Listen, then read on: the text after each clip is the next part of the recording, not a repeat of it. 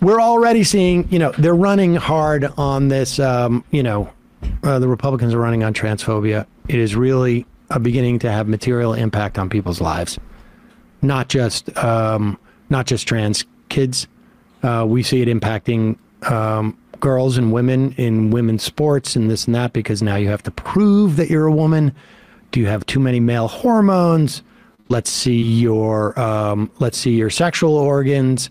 Of course, it's having devastating effect on trans kids. You've got in Michigan, other states, we've seen this already pass, where it is basically outlawing parents being able to provide gender-affirming care for their trans kids. Here is another example coming from the local ABC News affiliate in a Michigan high school. A student, her name was Evelyn Gonzalez, paints a mural for the local middle school. And you're not going to believe what happens next.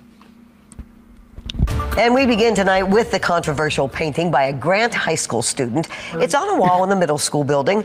Pause it. Right there, society has gone off the rails. Yeah. Keep it up. Keep it up there so that people can also see the controversial mural that's going on there. If you're in high school or elementary school, you're going to notice a lot of those icons and those figures and this and that, because it's for kid stuff.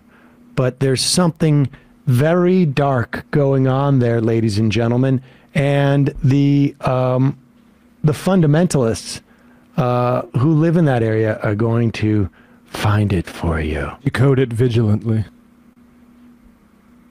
It's on a wall in the middle school building, and tonight some parents complained to the school board about its messages. 13 on Your Side's Nate Belt was at tonight's meeting and has details. I put my art up there to make people feel welcomed. That's how Grant High School student Evelyn Gonzalez describes this mural. She painted it inside the middle school's Teen Health Center, and parents are concerned about some of its content. Now, this here is the mural in question that was a hot topic tonight at the school board meeting here at Grant Middle School. Now, some of the things that the parents were closely paying attention to included the trans flag on this t-shirt here, this symbol, which the artist says comes from a video game, as well as this symbol here, which she says is a Hispanic sign of protection. I feel like she did a really good job finding excuses to defend the things she put on. None of us are that stupid. Oh my God. Parents alleged the video game I got some bad news for you, lady. A depiction of Satan, and that the hand symbol is demonic, with several even using the word witchcraft to describe it. That's not what I'm a part of, and that's not what I'm trying to put out there. As for the transgender flag, one parent implied it's a sickness. When adults pretend things that are like real life, it's a mental illness. We need counselors. We need the medication that's going to help bipolar disorder fix their brains. With another saying it's discriminatory against Christian beliefs. We and our administration should embrace that and get all of this hate material out of our schools, because it is hate material. Not everybody was opposed to the mural. One parent was appalled by some of the words used. I am a conservative, right-wing, gun-loving American, but I have never seen more bigoted people in my life. And wants to see more acceptance in her community. We have an array of people in this little town, and I'll be the first one to support our Christian families, but we're not the only ones here. A student and friend of the artists who described themselves as queer says they were bullied throughout middle school and into high school. They say the mural makes them feel included. Maybe you should be more concerned with your children's behaviors instead of what art is on the wall. While some parents called for the mural to be removed or altered, Grant Public Schools handbook includes a non-discriminatory policy, saying in part, any form of discrimination or harassment can be devastating to an individual's academic progress, social relationship, and or personal sense of self-worth. No decision was made on the future of the mural at Monday's meeting. In Grant, Nate Belt, 13 on Your Side. If you are under the impression that there has been some type of dramatic change in our culture where the trans ideology is taking over, you need to start getting out more. and start reading outside of the very narrow, either right-wing or, I don't know, contrarian circles that you're reading, and see what's happening in the country. The people that spoke at that school board meeting could not have been more caricatures of the kind of person that is speaking against trans kids and like inclusion of non-white people in a school board meeting. And you just notice how worked up they get about their own projection. They've never seen something so hateful. Really? Are you looking in the mirror? Because that's how it feels. It's just amazing. I'm